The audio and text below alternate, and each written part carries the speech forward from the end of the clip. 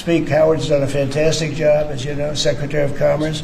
And I'm going to ask Howard and Will. Will, could you just give a quick description of what we're doing and what we're signing, et cetera? And yes, sir. I will do that. Go ahead. We have two items for your attention today, sir. A major focus of your administration has been shifting the conversation and shifting the policy dynamics around the issue of immigration, closing the border, preventing illegal immigration, but also, as is the case with the executive order in front of you, opening new pathways for truly extraordinary people to come contribute to America instead of taking away from it.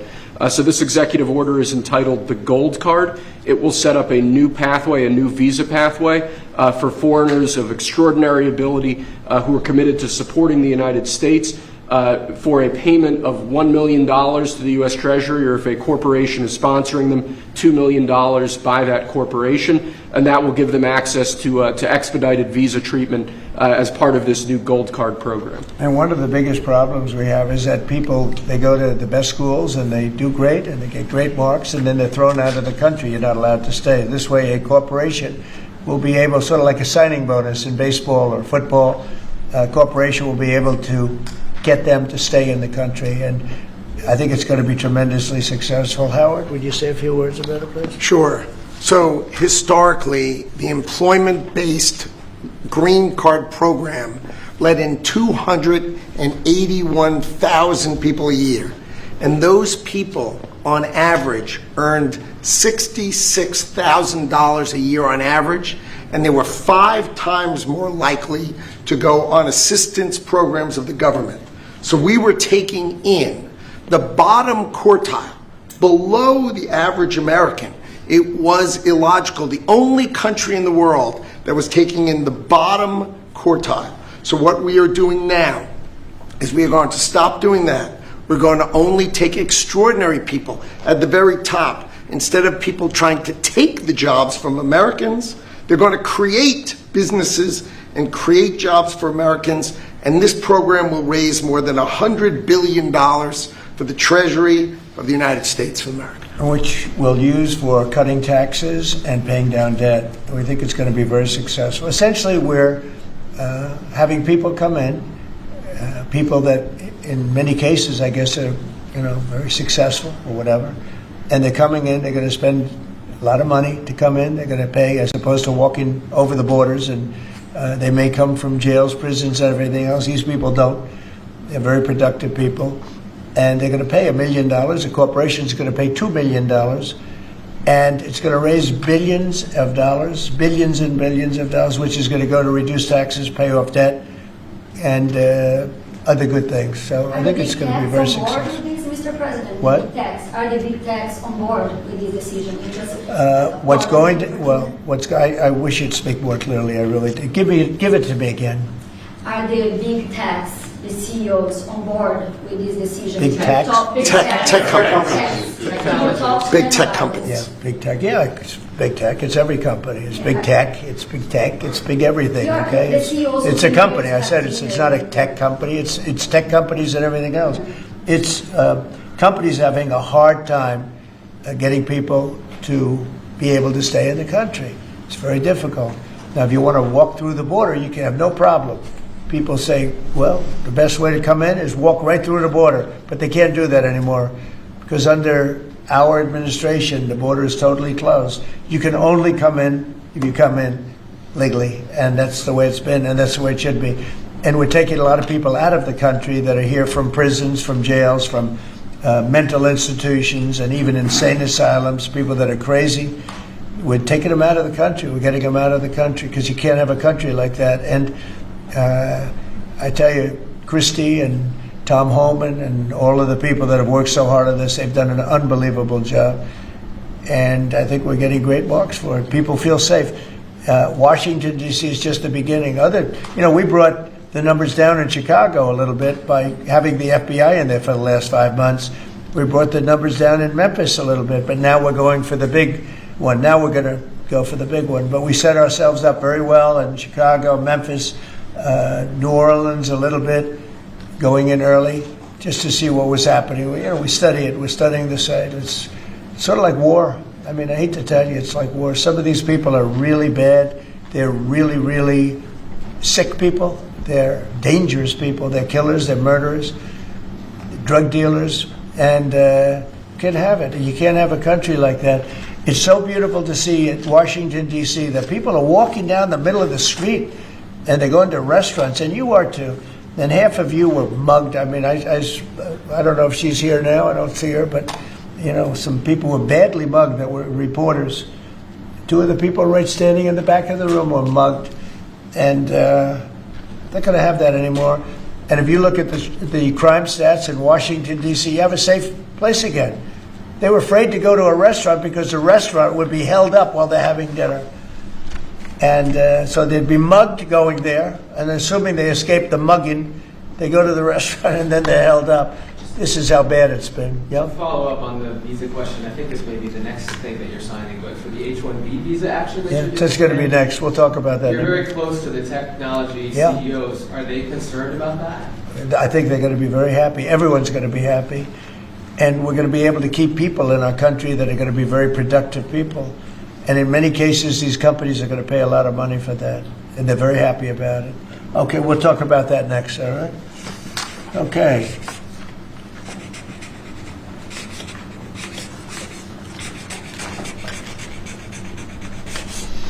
My friend, why don't you keep that, okay? Thank you.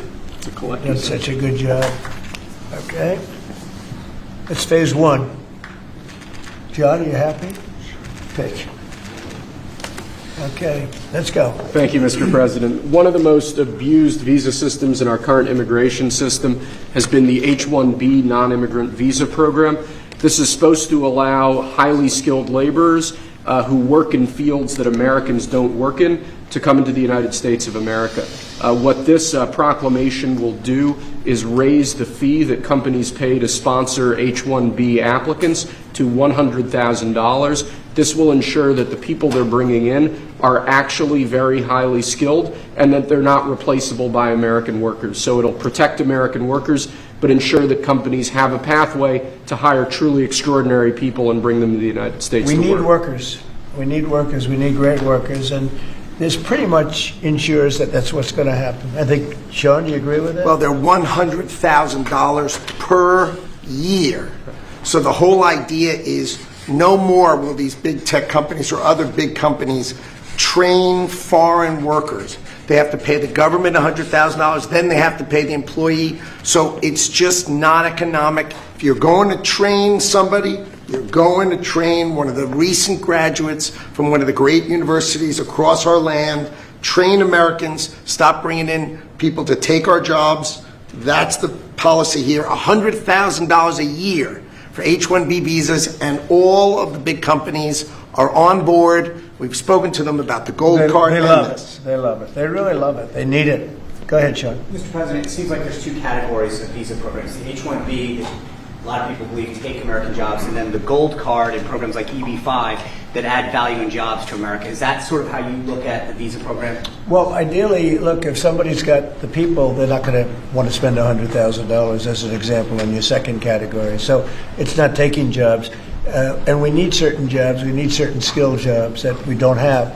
But they won't be taking jobs because, you know, ideally the people aren't going to want to, they're not going to investing in America. Right, that's right. So that's what I'm asking. They're really investing It seems like in you America. have two categories. One, the Secretary left makes the gold card and EB-5 that create jobs, add investment, and there's other ones that seem to take, you know, whether it's a J1 and O or an H-1B that take U.S. jobs. Yeah, it's pretty correct. I mean, I would say that's a correct assessment. But the main thing is we're going to have great people coming in, and they're going to be paying. I mean, it's wonderful to say, oh, gee, we took in 25 million people that, look, many criminals, jails were opened from Venezuela, from many other countries, and they were let out of jail and poured into our country, our poor country, how it suffered with this stupid president that we had and the stupid people that surrounded him right around this desk, these liberal, crazy people that have destroyed, they could have destroyed. If we didn't win this election, our country would have been dead. Our country was dead. Think of it. And I've said this, man. The king of Saudi Arabia said, your country was dead 1 year. They thought it was dead. This country couldn't have survived another year of those people running it. And now we have the hottest country anywhere in the world. Think of that. And this is going to help. And we're taking in hundreds of billions of dollars. This will be taken in, the gold card will be taking in hundreds of billions of dollars. And companies will be able to keep some people that they need. You know, they need people of expertise, great expertise. And I think it's going to be a fantastic thing. And we're going to take that money and we're going to reduce taxes. We're going to reduce debt. We have a very, very strong country. We assuming everything works out great with the lawsuit that we have a lawsuit that's inspired by foreign countries that ripped us off for 25 years. But assuming we win that, we hopefully win it. It's in the Supreme Court of the United States. We have a country that no stopping us. We're rich, we'll be rich. We can take care of poor people. We can take care of our military. We can take care of everything. We can take care of beyond the country. We can help take care of the world. That we don't, it'll just be the same struggle that we've had for years where other countries charged us tariffs and they ripped us off. Our country has been ripped off more than any country in the history of the world. And now we're doing what we have to do. We're taking in billions and billions of dollars at levels that nobody has ever seen, trillions of dollars. And we're using it to reduce debt. We're using it to reduce taxes. The great big beautiful bill is a big tax reduction. It's being paid for by the tariffs, and people are paying a lot less money in taxes. They're being, think of it, no tax on tips, no tax on Social Security, no tax on overtime. It's an unbelievable phenomenon. It really is. It's the golden age. We're making it the golden age. Without the tariffs, it would be impossible. And China, for years, charged us tariffs, and they continue to do it, and so do other countries. Most countries, they charge us. They were ripping. Look, the European Union, as you know, I get along very well with them, but they ripped us off so badly. Nobody's ever seen anything. Now, the European Union is paying us $950 billion, and they're paying us $750 billion to buy our energy, and they're okay with it. They signed the agreement. You know, it's not like anybody forced them to do it. They're okay with us. Tariffs are making our country very rich again, and we'll be able to take care of our debt. We'll be able to take care of our taxes, lower taxes. We'll be able to take care of Medicare, Medicaid, Social Security. We're going to be a rich country again. Without tariffs, we'd be in very big trouble.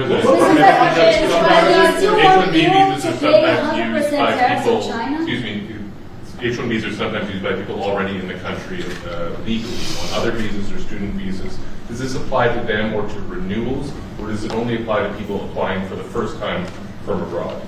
Renewals, first times, the company needs to decide, is that person valuable enough to have $100,000 a year payment to the government, or they should head home and they should go hire an American. The whole idea, it's annual, and it's for total. It can be a total of 6 years. So $100,000 a year, so either the person is very valuable to the company and America, or they're going to depart and the company's going to hire an American, and that's the point of immigration.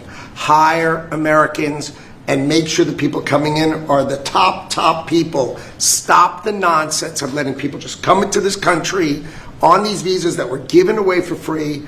President is crystal clear. Valuable people only for America. Stop the nonsense. And remember, the country, That's just a fee, right? yeah, Fee to America. the country would rather not have to pay $100,000, but and they'd rather, how do you do that? You hire Americans. So there's an incentive to hire American. But there may be instances where it's better off doing through expertise or whatever it may be. But they're both unbelievable, whether it's a gold card or anything else that we talked about today. And that includes talking about freedom of speech, because our country has been decimated by bad people, very bad people that love crime. They love crime. Explain it to me. They don't want to have our military go in and save lives. But when you go and ask the people, do you mind having the National Guard come in if it meant safety? They look at the questioner like, what's wrong? What kind of a stupid question is that? Of course they do. We're going to have a safe country again. We're not going to have people shot, 11 people shot Think of it. In Chicago, over a period of 6 or 7 weeks, 55 people were murdered. And then you have a governor saying how wonderful it is. It's not wonderful. It's a very unsafe. There's not a place in the world. You go outside, you go to Afghanistan, you go to different places all over the world that you hear about. It's 20% of what's happening in places like Chicago. And you think of them as unsafe. Mexico City, it's a tough place, dangerous place. The crime rate is lower. Think of it. What's happening to our country? We're not going to let it happen. And I think I got elected largely for that reason. So we're going to have a safe country again. We're going to have a great country again. We're doing unbelievably. We have the highest stock market in history. We have the most investment we've ever had, ever, as a country coming in. And we're very simple. You know, they said, how'd you get elected? I got elected because I'm going to make America great again. That's what we're doing. We're making America great again. Thank you very much, everybody. Thank you, guys. Thank you, guys. Thanks, guys.